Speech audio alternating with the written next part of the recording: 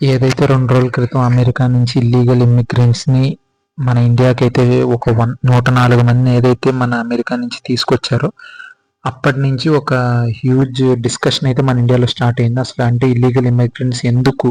అంటే లీగల్‌గా ఎళ్ళేవాళ్ళంటే okay. Education purpose మీద, లేతే సమ్ టూరిజం పర్పస్ మీద, లేతే ఏదన్నా జాబ్ పర్పస్ మీద ఎళ్ళేవాళ్ళైతే ఓకే గానీ, అన్నీ బాధలు పడి లేతే ఇబ్బందులు అంటే మీకిప్పుడు చెప్తాను ఈ వీడియోలో నేనంటే వాళ్ళు ఏ రూట్ ద్వారా వెళ్తున్నారు అండ్ ఆ రూట్‌లో ఎన్ని కష్టాలున్నాయి, అన్ని కష్టాలను దాటి గాని లేదా అన్ని కష్టాలు ఉంటాయని తెలిసినా కూడా వాళ్ళెందుకు ఇల్లీగల్‌గా అమెరికాలోకి వెళ్తున్నారు అన్నదైతే మనం ఈ వీడియోలో తెలుసుకుందాం.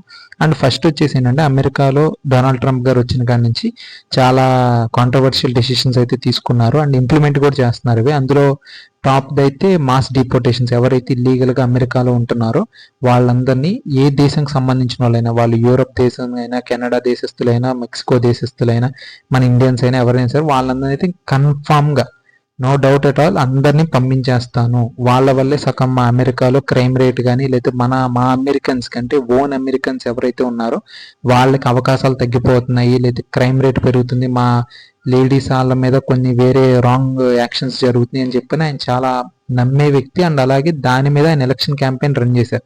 అండ్ ఇవన్నీ అయితే తప్పైతే కాదు. బట్ ఆయన చేసే విధానం ఏదైతే ఉందో అదైతే కన్ఫామ్‌గా చాలా మంది నుంచి కొంచెం బ్యాక్‌లాష్ అంటే కొంచెం వ్యతిరేకత అయితే వస్తుంది. ఎందుకంటే నేను మీకు కొన్ని వీడియోస్ అండ్ అలాగే క్లిప్స్ చూపిస్తాను. ఇందులో ఏంటంటే ఇమ్మిగ్రెంట్స్ ముఖ్యంగా మన ఇండియన్స్ మొత్తం అన్ని దేశాల్లో కూడా ఇలాగే పంపిస్తున్నారు.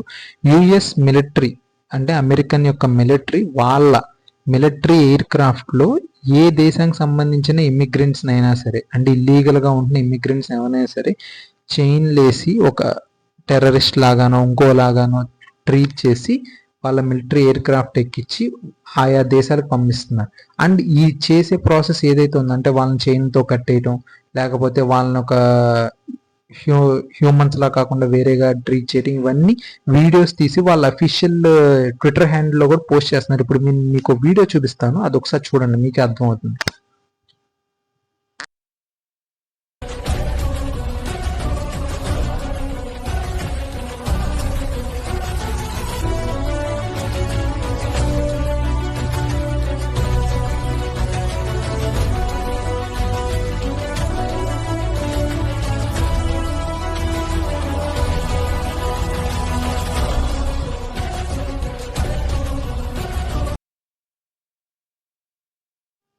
మీరు చూసారు కదా ఎవరైతే మన ఇండియన్స్ ఇప్పుడు వచ్చారో అది మన ఇండియన్ వీడియోనే. ఎవరైతే మన ఇండియాలో నుంచి ఇల్లీగల్‌గా అమెరికాకి వెళ్ళారో వాళ్ళని అలా సంకెళ్ళేసి ఒక ఏదో తీవ్రవాదుల్లాగా అలా ట్రీట్ చేసి తీసుకొస్తాం. కన్ఫామ్‌గా మన ఇండియాలో చాలా పెద్ద టాపిక్‌గా అయితే మారింది. అండ్ అలాగే మన పార్లమెంట్‌లో మన కాంగ్రెస్ తరపున కానీ other national and state parties కానీ లేతే ఈ విషయం మీద అవగాహన కానీ లేతే ఇంట్రెస్ట్ ఉన్నోళ్ళు కానీ చాలా కామెంట్స్ చేశారు. లేతే చాలా స్టేట్మెంట్స్ ఇచ్చారు.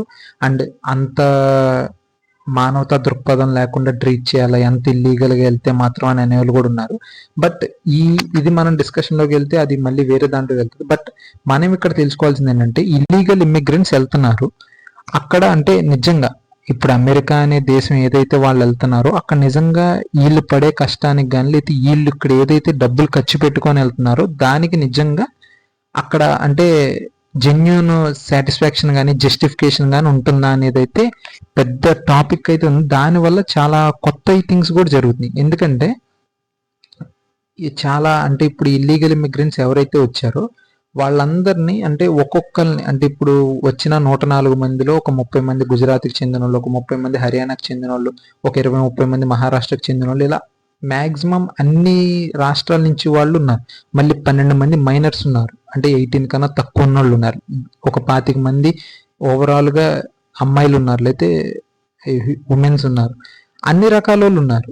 వీళ్ళందరూ కొన్ని కోట్ల రూపాయలు, మీరు నమ్మరు, కోట్ల రూపాయలు 80 లక్షలు, 60 లక్షలు, 50 లక్షలు ఖర్చు పెట్టుకొని వెళ్ళి మరి వాళ్ళక్కడ ఇల్లీగల్ ఇమిగ్రెంట్స్ కింద అంటే ఎటువంటి రకమైన సౌకర్యాలు లేకుండా, రెస్పెక్ట్ లేకుండా, లేకపోతే వాళ్ళకంటూ నెక్స్ట్ లైఫ్ ఏంటనే ఒక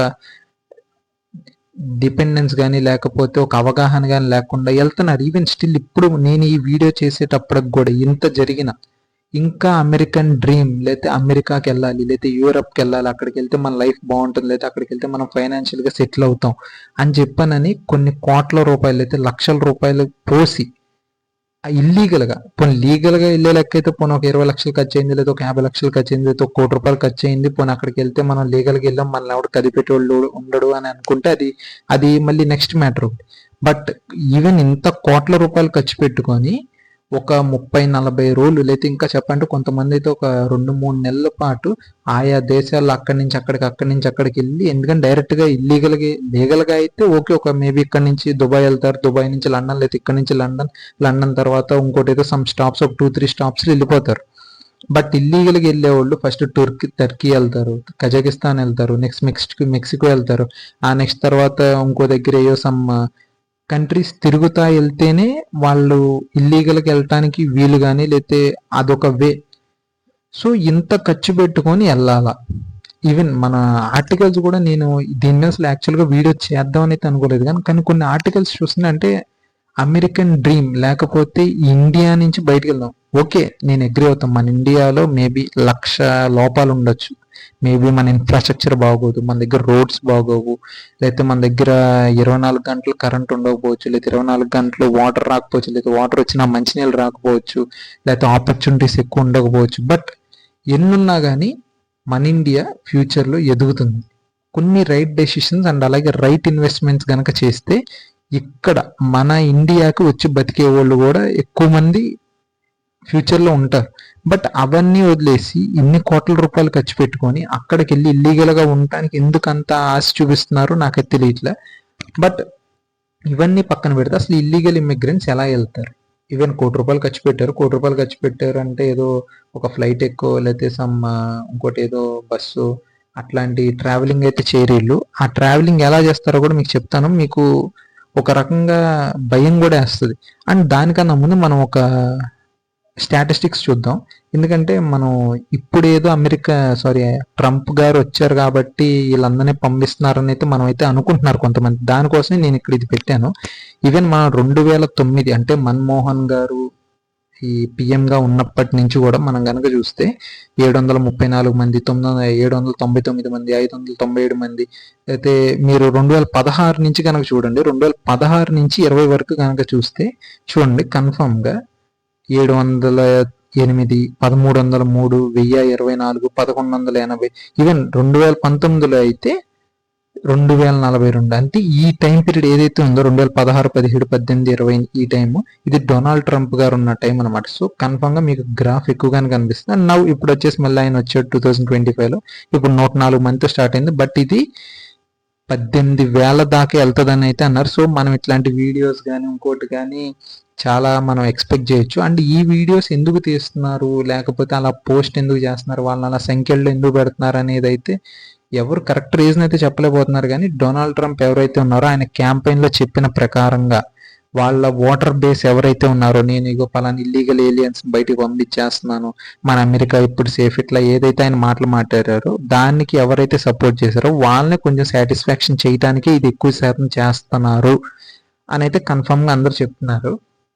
అండ్ ఇదన్నీ పక్కన పెడితే అసలు మన ఇండియా నుంచి ఒక పర్టికులర్, మన ఇండియా కనుక ఎగ్జాంపుల్ తీసుకుంటే మనం ఇండియన్స్ కాబట్టి అసలు ఇండియా నుంచి ఒకవేళ ఎవడన్నా లీగల్గా అయితే ఓకే, అది అంతా వేరే సెక్షన్. అంతా ఇల్లీగల్గా వెళ్ళాలనుకుంటే ఎలా వెళ్తారు, లేకపోతే ఏ రూట్ ద్వారా వెళ్తారు అనేది అయితే పెద్దగా ఇష్యూ చెప్పలేం. కానీ బట్ మన ఇండియా నుంచి కనుక ఒకవేళ టిపికల్గా ఎవరైనా వెళ్ళాలి అనుకుంటే, ఫర్ సపోజ్ ఇది మన ఇండియా, మేరా ప్యారా భారత్, ఇక్కడి నుంచి కొంతమంది కజకిస్తాన్ వెళ్తారు, కజకిస్తాన్ నుంచి మళ్ళీ టర్కీ వెళ్తారు, టర్కీ నుంచి మళ్ళీ ఇక్కడ సమ్ యూరోపియన్ కంట్రీస్లోకి వెళ్తారు, కొంతమంది అక్కడే సెటిల్ అయిపోతారు, లేదా కొంతమంది అక్కడి నుంచి ఇక్కడ సెంట్రల్ అమెరికన్ కంట్రీస్ ఉన్నాయి, ఇక్కడ చూడండి, పనామా, కోస్టారికో, నికార్గువా, గౌటమాలా, మెక్సికో, ఇక్కడ ఏదైతే ఉందో, లేకపోతే కొలంబియా, వీటి దాకా చేరి మళ్ళీ ఇక్కడి నుంచి ఇక్కడికి వెళ్ళిన తర్వాత నేను మీకు వేరే వీడియోలో వేరే స్లైడ్లో కూడా చూపిస్తాను.